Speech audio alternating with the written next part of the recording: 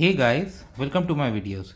So guys, today in this video I'm going to show you how you can cut small wooden pieces from large planks using a multi-oscillating tool. So I have this electrical powered multi-oscillating tool where I have attached the blade.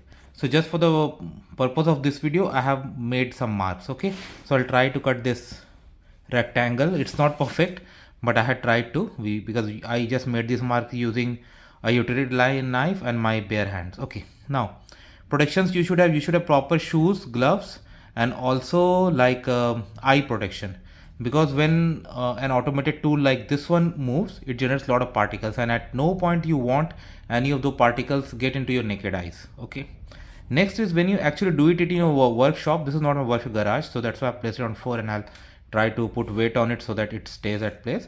But it's good to put it in a clamp, okay, on a working table, so that it remains at place, because if it is not stable and if you are using anything like an automated tool, with the vibration it's going to make the life difficult for move. Okay, so now I'm going to begin this and then we'll see.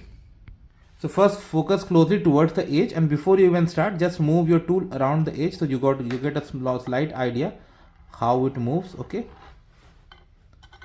just to make yourself familiar with what you are going to make a cut with.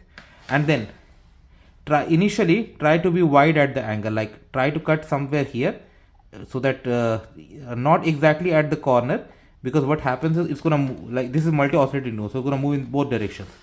So you should have that window initially.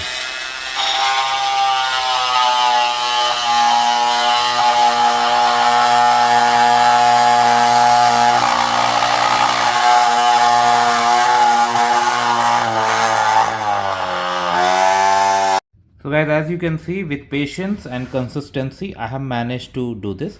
Similar things I'm going to do on the other sides too. Okay, so with patience I managed to make a cut, you can see.